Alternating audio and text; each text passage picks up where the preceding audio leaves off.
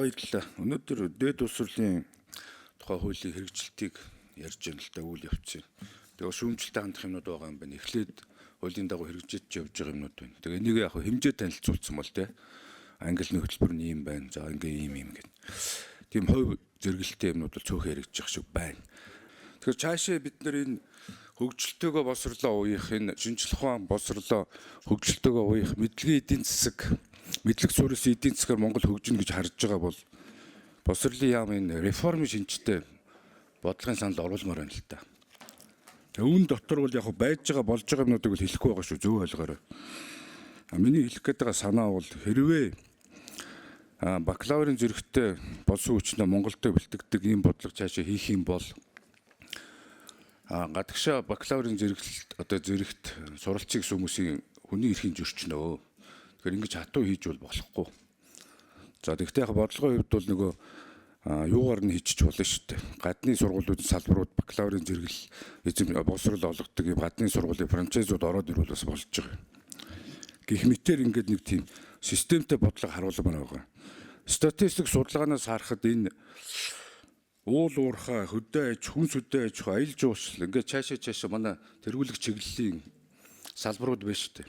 Тэгэхээр энэ дээр ямар тоо хэмжээний ямар шаардлагатай боловсон хүчнүүд Монголд хэрэгтэй юм бэ гэдэг энэ тоогоо гаргаж ирээд гаргацсан байгаа хэл та. Тэгээ энэ салбарт боловсон хүчин авдаг, хэтаандан хийдэг компаниудтай маш сайн уялдаж ажиллах хэрэгтэй. Ганц нэг компаниудын жишээ хэлж байна.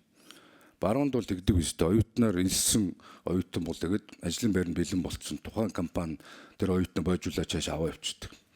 Тэгэхээр энэ манайд хэр байд юм болоо. Дандаа гадаад төгссөд ирсэн хүмүүсийн араас хөөцөлдөх тэд нар нэр хэрэггүй юм байгаа байхгүй.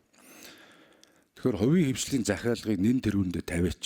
Монгол улсын тэргүүлэх хөгжилт шаардлагатай боловсон хүчнийг хувийн болон улсын сургуулиуд нь бэлтгэх дээр ийм уялдаа холбоо дутагдaltaй харагдаад байна.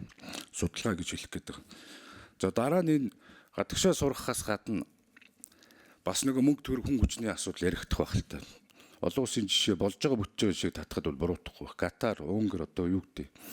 Япон, Солонгос гээд энэ бар болцсон орнууд бол гадаадын сургуулиудын франчайзыг хийж шít. Тэгээ нэг төр хувийн хвшилтэйгээ хамтраад одоо том компаниудтайгаа өөрсдийнх нь чиглэлээр заавал өвчмөрийн сургуулаа биш хэд тухайн салбарын чиглэлээр нь юу яаж болдгоо юм. Франчайзыг байгуулж болдгоо. Герман Монголын инженерийн сургуулийн сайн жишээ байж байна. Тэр болж байна. Гэх мэтээр ингээд сургуулиуд байна. Тэртээ дэргүү төрөлжсөн юм чинь энэ чиглэл рүү жоохон хөрөнгө мөнгө хаяад явуул яад юм бэ гэсэн ийм санаа бол байна. За тэгээд төвлөрлийн асуудал бол өнөөдөр яригдахгүй ч гэсэн шууд холбоотой. Дөрөв дарга жишээ татаад хэлж байна.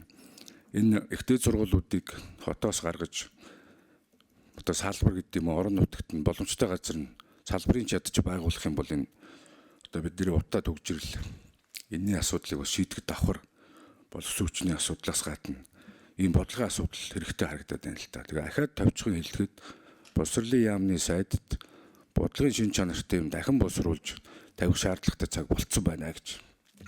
За баярлалаа.